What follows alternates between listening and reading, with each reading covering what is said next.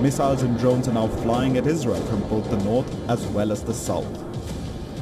With Allah's help and reliance upon Allah, the Yemeni armed forces carried out the second military operation in the Holy Jihad battle, with a barrage of cruise missiles and drones targeting several vital and military sites belonging to the Zionist enemy in southern occupied Palestine.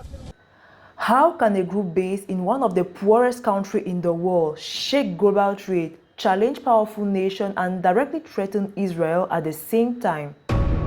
After weeks of threats, Yemen's Houthis have entered the war, launching attacks against Israel in support of Iran.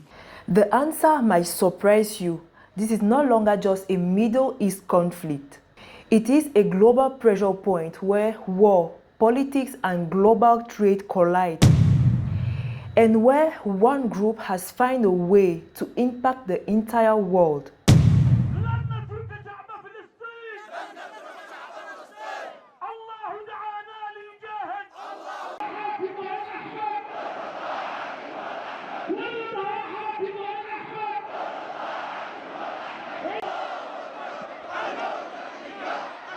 Today, we are talking about the Houthis, a Yemeni armed group, why they are targeting Israel, and how their actions are shaking the entire global economy. They are a merchant marine ship's worst nightmare. Houthi rebels dropping from a helicopter, armed and ready to take hostage the crew and cargo. The Yemeni rebel group has carried out dozens of such attacks since the war between Israel and Hamas began in October. Commercial shipping on the critical route in the Red Sea has dropped some 30%, threatening global supply chains. Stay with me because this story is bigger than what it seems. Don't forget to subscribe and click the link under the description. Scan the QR code on your screen in order to have a more perspective view on our stories.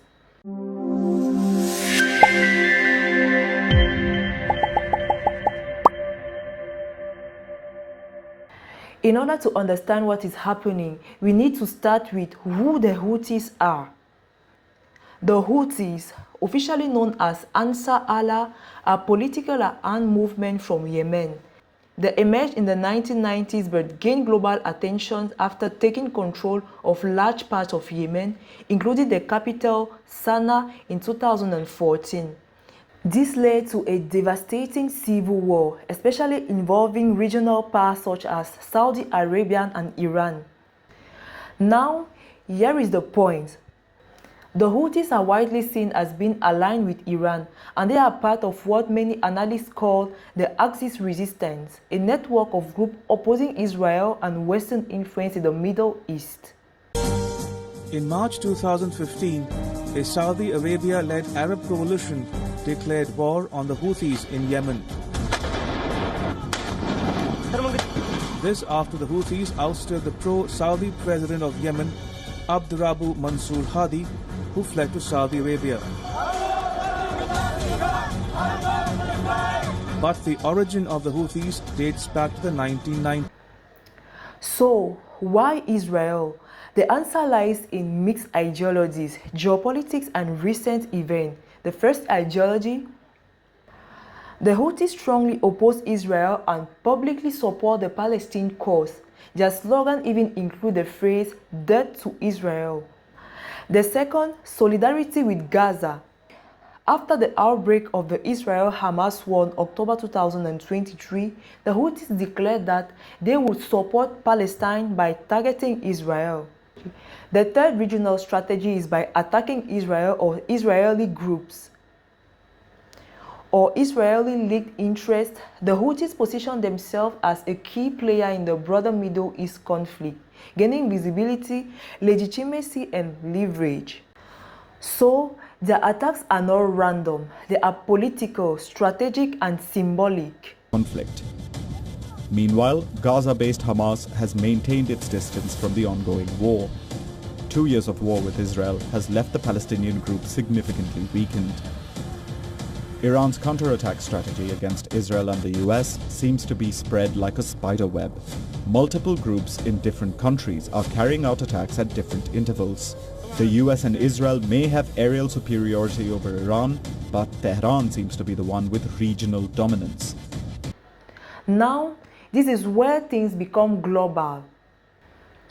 Instead of only attacking Israel directly, the Houthis began targeting commercial ships in the Red Sea, one of the busiest maritime routes in the world.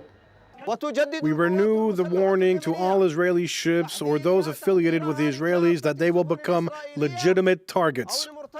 In creating a Red Sea front, the Houthis have opened a door for the Gaza conflict to spread across the region. But how did this once small group of hardened fighters from the mountains of northern Yemen manage to flex such military might? By aligning themselves in a greater regional power struggle between Saudi Arabia and Iran. But why? Because these countries are either linked to Israel, heading to Israeli ports, or connected to countries supporting Israel. The Red Sea connects to the Suez Canal, a critical artery for global trade. Around 12 to 15% of the world trade passes through this road. By attacking these ships, the Houthis are sending a message: we can disrupt the world economy. This is where it becomes your problem, my problem, and everyone's problem.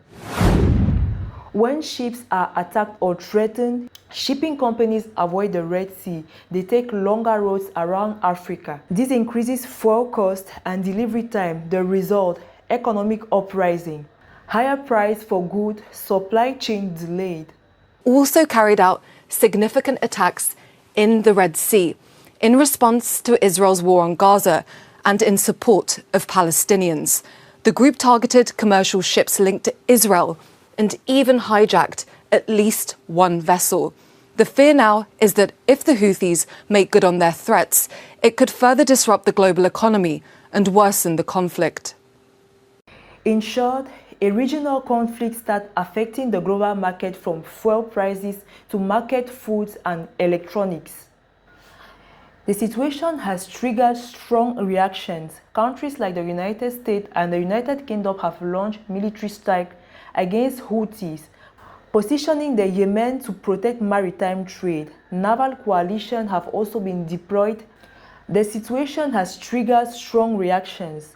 Countries like the United States and the United Kingdom have launched military strikes against Houthis positioned to Yemen to protect maritime trade. Naval coalitions have also been deployed to secure shipping lanes. Shipping on the critical route in the Red Sea has dropped some 30%, threatening global supply chains. The Houthis say such attacks are in support of the Palestinians. We renew the warning to all Israeli ships or those affiliated with the Israelis that they will become legitimate targets. In creating a Red Sea front, the Houthis have opened a door for the Gaza conflict to spread across the region. But here is the challenge. This crisis isn't just about military conflict. It is about a geopolitical crisis affecting multiple actors in the world. Involving multiple actors, alliances, and long-standing tensions. And that is what makes it difficult to resolve.